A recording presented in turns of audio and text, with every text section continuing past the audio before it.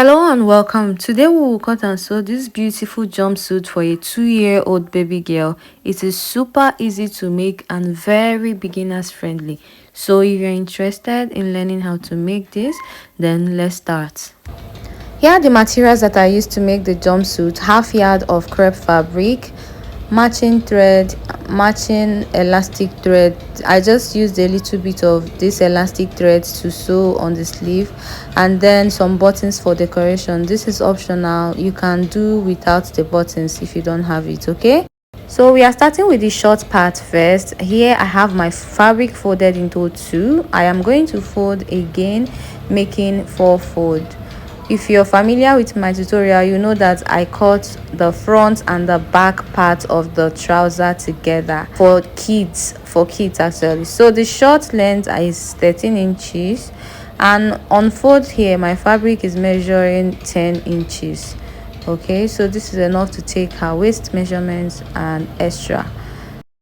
From the center, measure 1 inch and mark it all the way from the top to bottom and rule it out. Next, I'll measure 8.5 inches from the waistline and mark. This is going to be the crotch depth for the jumpsuit. Now, the 1 inch that we marked out earlier is going to be the crotch extension for both the front and the back part. Okay, so I'll just simply curve the extension into the center like this. Okay, just go ahead and curve it like I am doing right here. On the lower part, I will measure 7.5 inches and mark. Then I'll connect from the crotch line to that point. So now I'm going to cut it out following the mark.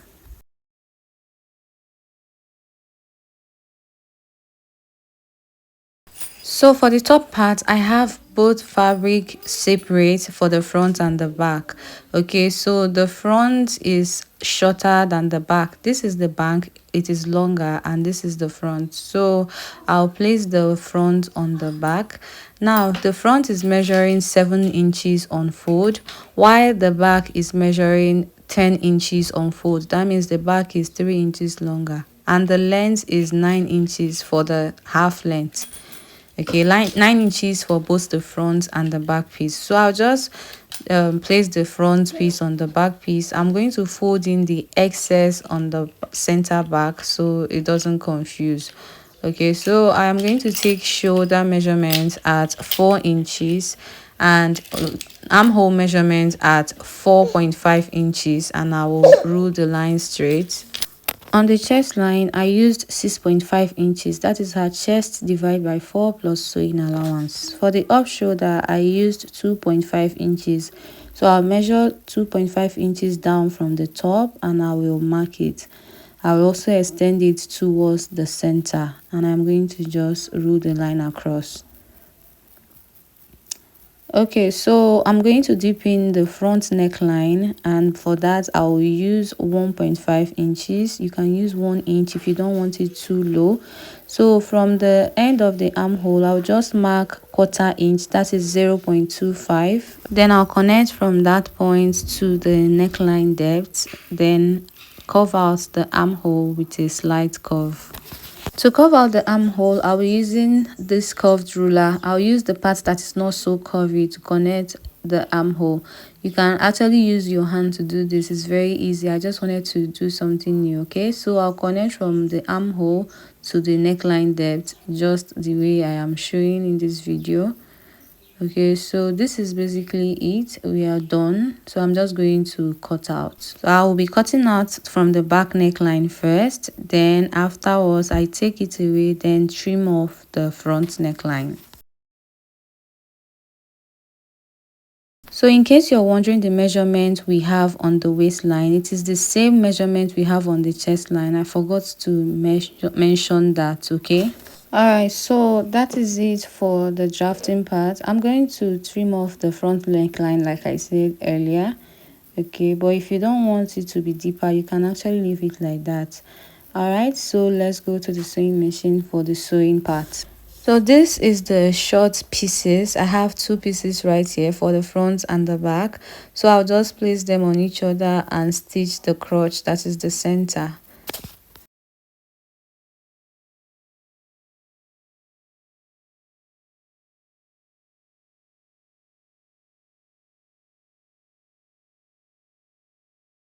So after joining the center, you go ahead and hem the border of the short just the way I am doing in this video.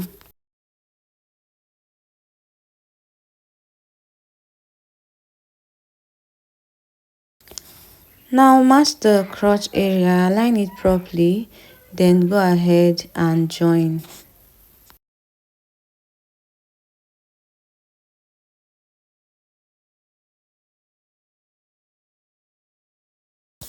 So we are done joining the short. Now I will turn it over to the right side. So next I'll go ahead and pleat the short waistline a bit.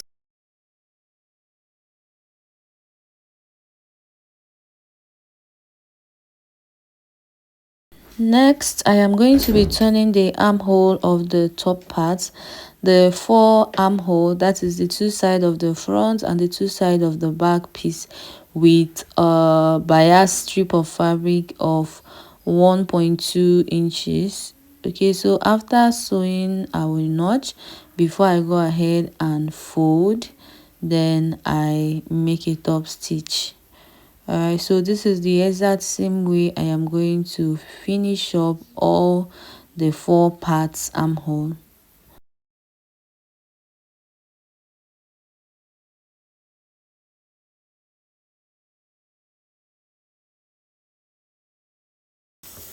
We are done with the armhole turning. So these are the two straps for the shoulder strap. They are measured at 6 inches long and 1 inch wide. Okay, so I'll just fold it into two and stitch on a very tiny allowance so that I'll be able to turn it out with a pin. So after stitching, I will simply get a safety pin or the office pin. I'll poke it through one side and clip the pin, then push the pin inside. Now it's going to be a bit hard because the space is quite narrow, but try to make it enter. This is the easiest way for me to turn out loops.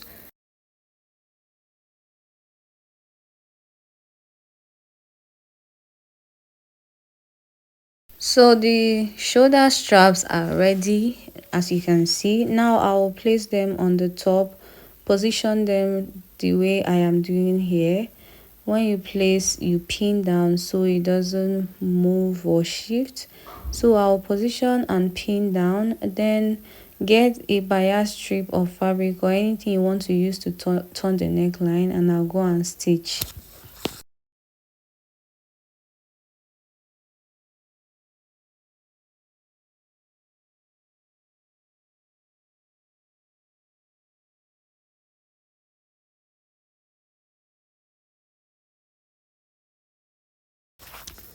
So after stitching round, you make notches all around it and trim off bulky seam lines. Now turn it over, fold it and top stitch.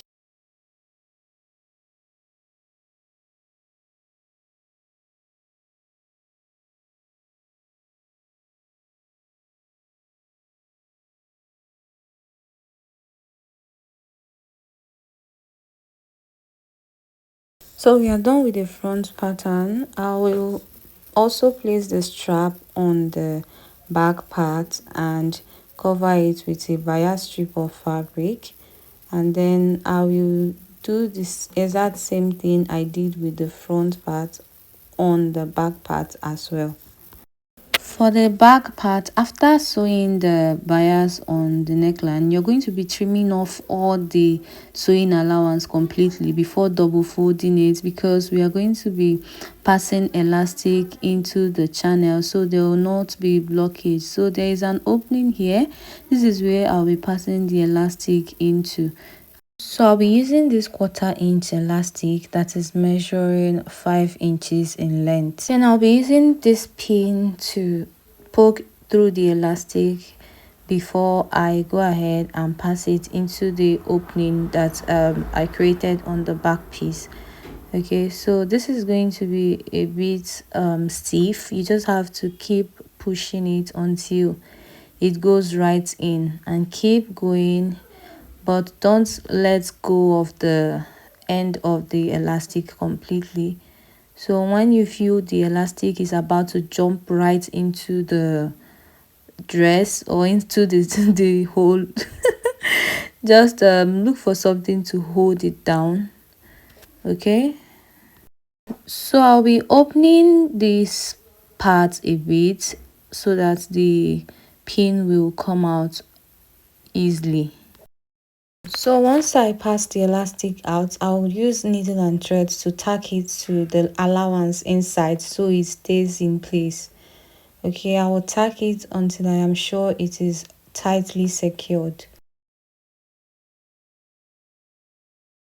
So after securing the elastic, I'll now fold back that opening that I have and stitch it right back.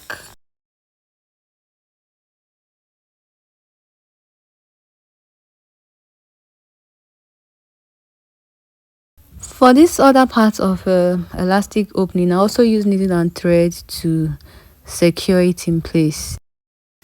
So after passing the elastic, cross check with the front piece that the shoulders are aligned before you go ahead and join the side.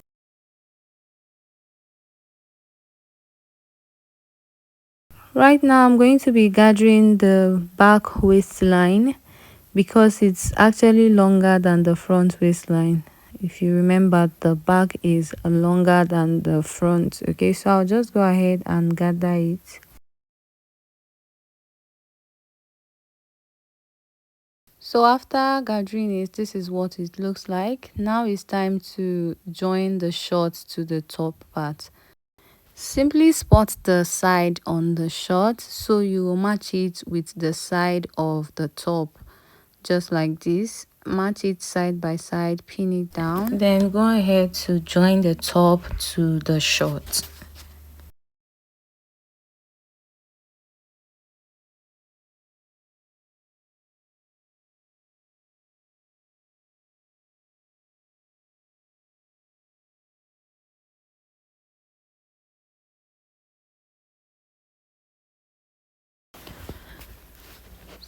So these pieces of fabric are for the sleeves, the two sleeves, and it is measured at 5 inches length and 13 inches width. So what I'll do with this is to hem one end and then create elastic channel on the other end.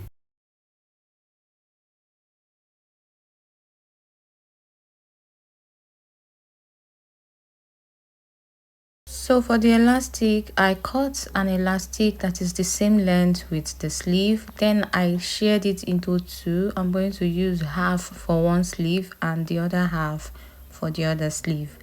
So I simply punctured with a pin and went ahead to pass it into the elastic case that I created.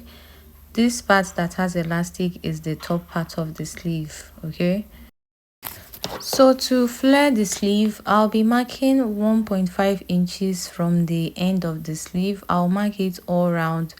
This marking is on the right side because that's where we'll be stitching on. Okay, so mark 1.5 inches all around. After that, you get your bobbin and thread an elastic, run an elastic thread around it.